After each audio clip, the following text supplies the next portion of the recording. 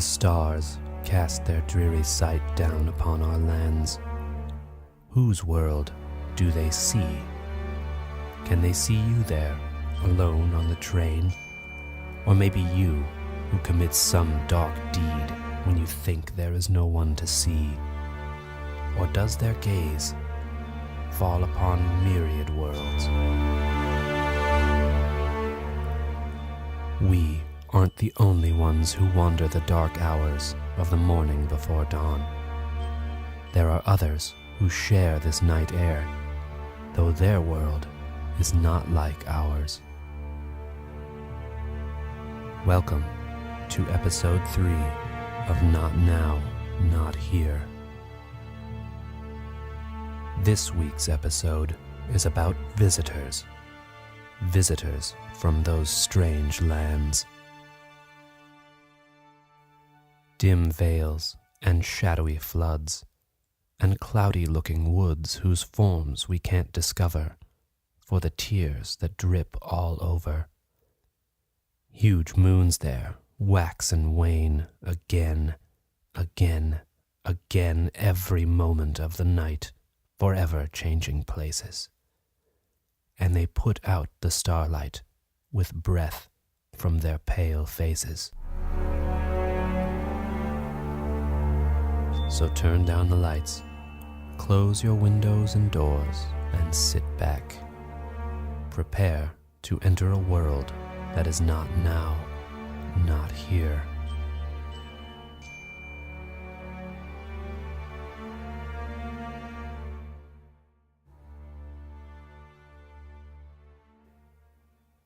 Pillow.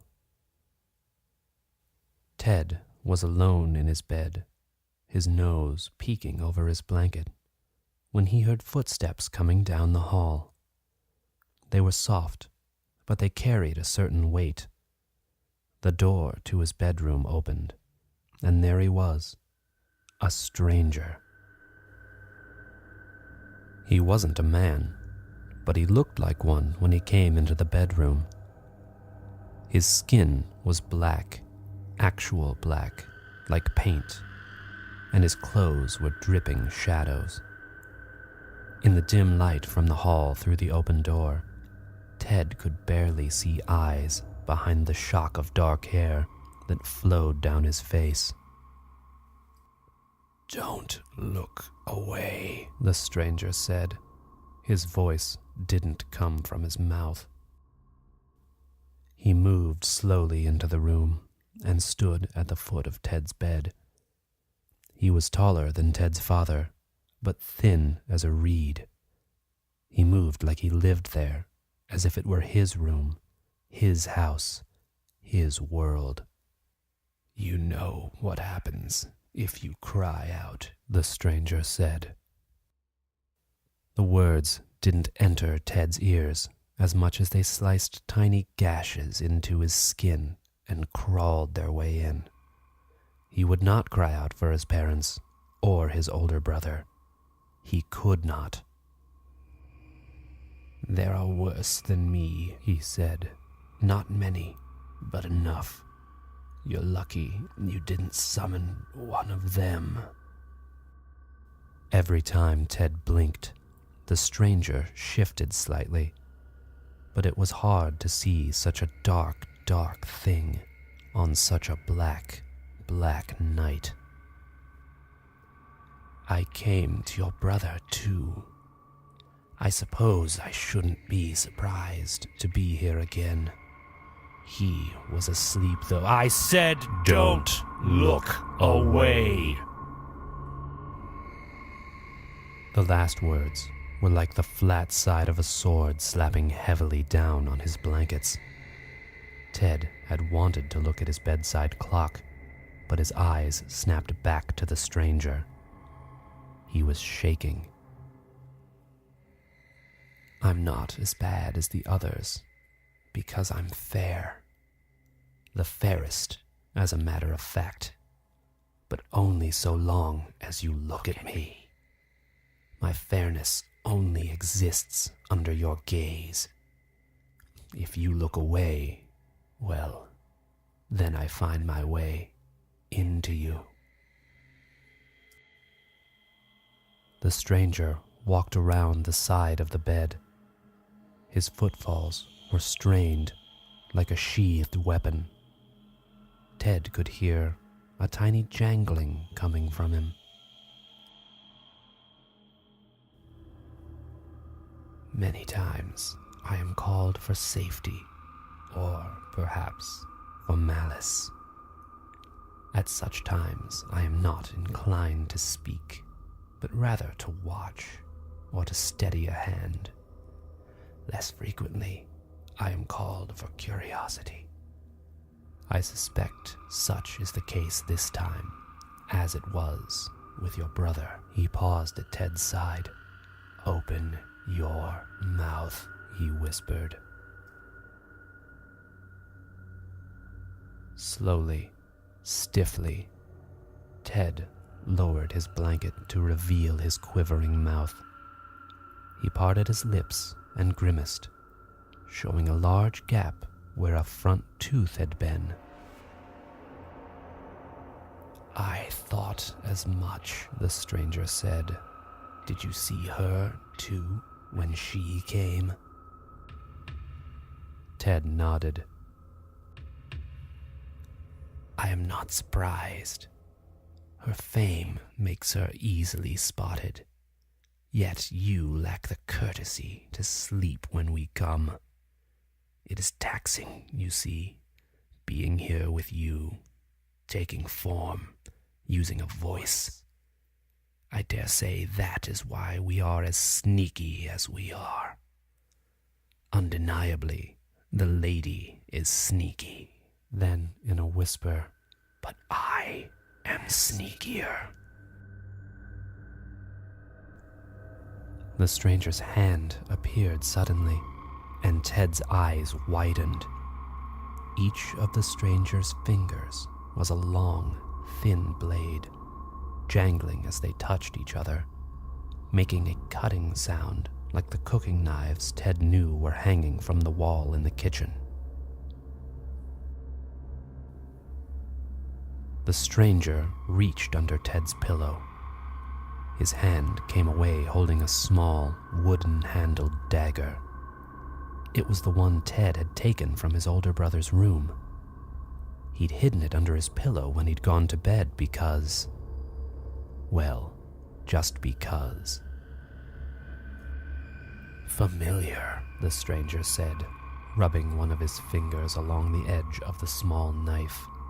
"Your brother had one similar to this." His face bent close to Ted's. In his gleaming eyes, Ted could see reflections of blood and pain and sharpened edges dragged across skin. "The lady takes teeth and leaves a coin. Such is her prerogative. I am under no such burden, for I am fair. I take blades and leave warnings."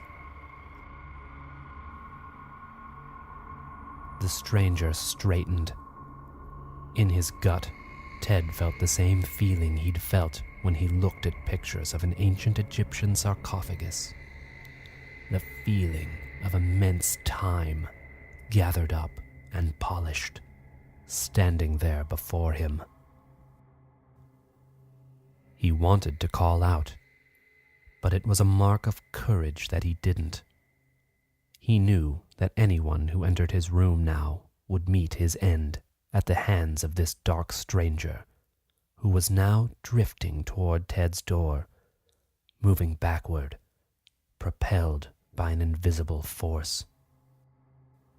"It is my fairness that makes me leave this warning," he said, drifting into the hallway as the door began to close. "Be careful of what you keep under your pillow, for there are others, and they are many."